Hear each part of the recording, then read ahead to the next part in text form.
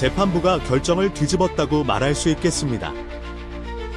검사들은 크게 비판받았고 결국 공소장 내용도 삭제되었습니다.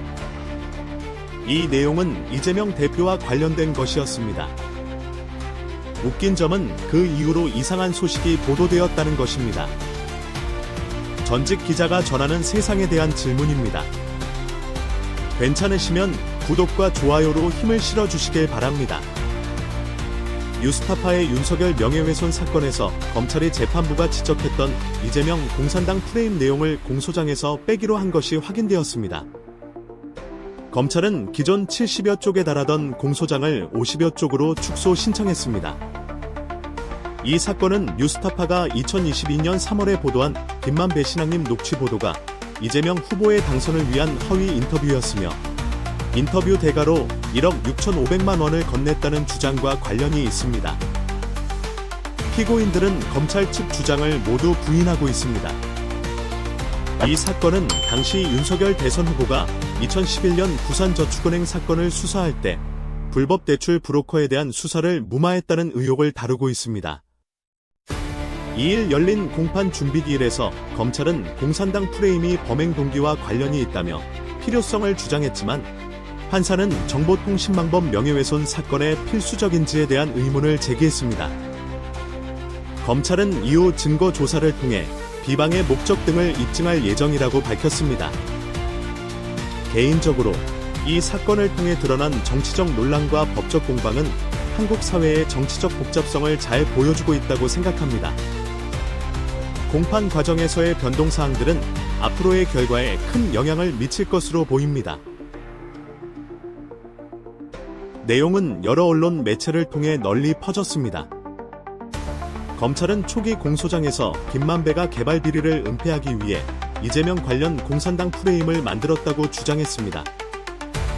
그러나 두 차례의 공판 준비기일 이후 법원은 이 내용이 윤석열 대통령 명예훼손 사건과 직접적인 관련이 없다고 지적하여 공소장에서 이를 삭제했습니다. 검찰은 또한 김만배와 이재명 후보 간의 대장동 개발 비리와 관련된 관계에 대해 모호한 설명을 이어갔습니다. 검찰은 이것이 범행 동기를 설명하는 요소일 수 있지만 재판 진행의 효율성을 위해 증명 가능한 객관적인 증거와 관련자들의 진술에 집중하기로 했다고 밝혔습니다. 법원은 앞서 대장동 개발 비리 의혹 사건이 아직 사실관계가 확정되지 않았음에도 공소 사실에 포함된 것을 비판한 바 있습니다. 검찰은 김만배가 윤석열 대통령과 조우영이 수사를 무마했다는 허위 프레임을 만들었고 뉴스타파 등 여러 언론이 이를 보도하여 대선 전 이 프레임이 확산되었다고 주장했습니다. 검찰은 또한 공소장을 경향신문과 뉴스버스의 보도에 집중하여 수정했으며 뉴스버스 전현직 기자들은 기소하지 않았고 경향신문 보도 관련해서는 여전히 수사 중입니다. 허 판사는 이번 재판에서 논쟁점을 정리하면서 부산저축은행 대출 브로커에 대한 수사 무마 의혹이 사실인지 여부가 핵심임을 강조했습니다. 또한 피고인들이 허위성에 대해 인식하고 있었는지도 중요한 논점으로 제시했습니다. 판사는 뉴스타파 녹취 파일 편집과 관련된 다른 세부 사항들과 1억 6,500만 원에 해당하는 책 출판 프로젝트 비용 등에 대해서도 언급했습니다. 이 사건은 단순한 법적 싸움이 아니라 정치와 언론이 서로 어떻게 영향을 미칠 수 있는지를 보여주는 대표적인 사례입니다. 재판 과정에서의 변화와 양측이 제시한 논점들은 진실과 정의를 가리는 데 중요한 역할을 할 것입니다. 최근 이상한 보도가 나왔는데 판사가 직접 문제의 본질을 바로잡아야 했습니다. 인고조사에서 무언가가 감쪽같이 사라졌다고 합니다.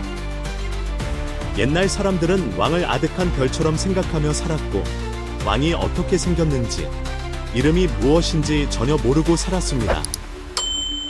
왕이 엄청난 권력을 가진 부자일 것이라고 막연히 생각했을 뿐이죠. 그러나 왕은 달랐습니다. 그는 나라의 호구가 얼마나 되는지, 장정이 얼마나 되는지, 노비와 머슴이 얼마나 되는지, 각 호구의 토지와 수확량이 얼마나 되는지를 세밀하게 파악할 수 있었습니다. 세금을 걷고 병력을 늘려 왕조의 권력을 유지해야 했기 때문에 항상 이런 것들을 체크해야 했습니다. 조사의 방식과 내용은 많이 바뀌었지만 이런 조사는 오늘날에도 시행됩니다. 오늘날에는 국가가 궁금해하는 항목이 훨씬 많습니다. 전통적인 항목들 외에도 학교는 어디까지 다녔는지, 결혼했는지, 어떤 주택에 사는지, 방은 몇 개나 되는지 등 세밀하게 묻습니다. 국가와 국민의 관계는 국민의 정보를 더 많이 알고자 하는 방향으로 흘러가고 있으며 개인주의의 추세에 따라 개인들이 숨기려는 것이 많아질수록 국가는 5년 혹은 10년마다 더욱 많은 항목을 추가하여 질문지를 내놓습니다. 대한민국도 1948년 정부 수립 이후 예외는 아니었습니다. 대한민국 정부는 1949년 5월 1일 첫 번째 인구조사를 실시했습니다. 그날 동아일보 사설은 오늘은 대한민국 정부 수립 이후 최초의 인구조사가 전국에서 일제히 실시되는 날이라고 강조하면서 전년도 5.10 총선을 거론하며 모든 국민이 1.0 선거에 참여했던 마음가짐으로 인구조사에도 참여할 것을 독려했습니다. 이는 정부가 국민의 데이터를 수집하는 것에 대한 관심을 반영하며 정부와 국민 모두의 요구를 반영하는 것이었습니다. 조사 항목은 이름, 생년월일, 성별, 가족관계, 직업, 학력, 해방 당시 거주지, 군사 경험 등을 포함했습니다. 이런 질문들은 당시 일본에서 귀국한 인구가 많았던 사회적 현실을 반영했습니다. 또한 어떤 나라의 군대에서 언제 있었는지, 계급과 병과는 무엇이었는지, 강제징용에 끌려가 강제 노동을 했던 기간은 얼마였는지 등을 기입하도록 했습니다. 이러한 조사는 일본에 대한 배상 요구와 관련된 당시에 특별한 관심을 반영하는 것이었습니다. 이처럼 이러한 인구조사는 역사적, 사회적 맥락에 따라 국가와 국민 간의 관계가 시대에 따라 변하고 있음을 보여줍니다. 필수적인 강제징병과 강제징용 피해에 대한 항목이 인구조사에 포함되어야 했습니다.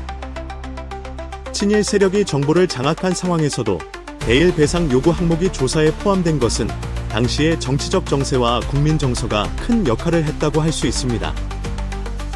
이 시기에는 국민들이 일본군에 강제로 끌려갔다 온 경험이나 전범 기업에서 강제 노동을 했는지에 대한 궁금증이 컸습니다. 비록 이승만 대통령 개인은 그러한 것들에 관심이 없었을지 모르지만 대한민국 정부는 국민들의 요구에 따라 이에 관심을 기울여야 했던 것입니다. 그러나 한국전쟁 이후 친일 청산이 무력화되고 일본이 미국의 동맹국으로 격상되면서 상황은 완전히 달라졌습니다. 이를 보여주는 것이 1955년의 인구조사입니다. 이 조사에서는 대일 배상과 관련된 항목들이 사라졌습니다. 1955년 조사에서 강제징병과 강제징용에 관한 항목이 빠진 것은 정부가 더 이상 이 문제에 대해 관심을 갖지 않게 되었음을 의미합니다. 이는 이승만 정권과 친일 보수 세력의 연대가 친일 청산 요구를 억누르고 일본의 지위가 변화한 것과 관련이 있는 것으로 보입니다. 현 정부는 어떻습니까? 윤석열 대통령은 뉴라이트의 의미조차 모르는 것처럼 보입니다. 김태욱 국가안보실 1차장은 국회에서 대통령께서는 뉴라이트의 의미를 정확히 모르고 계신다는 답변을 내놓았습니다. 속된 말로 윤 대통령을 방어하려 했지만 오히려 대통령의 무지를 드러내는 결과를 초래했습니다. 윤 대통령은 기자와의 인터뷰에서 저는 솔직히 뉴라이트가 뭔지 잘 모릅니다 라고 직접 인정했습니다. 이는 대통령이 뉴라이트의 의미조차 모르면서 중요한 자리에 앉아있는 것이 자랑스러운 일인지 묻게 됩니다. 이러한 상황에서 대통령의 인사정책과 국가 운영의 신뢰성은 의문을 제기할 수밖에 없습니다. 국민들은 국가의 지도자가 자신의 무지를 인정하는 것이 자랑스러운 일인지, 그리고 그로 인해 발생하는 문제들이 사라질 수 있는지에 대해 의문을 품게 됩니다. 시사수첩은 오늘의 질문을 여기서 마치겠습니다. 구독과 좋아요는 시사평론과 영상 제작에 큰 힘이 됩니다. 감사합니다.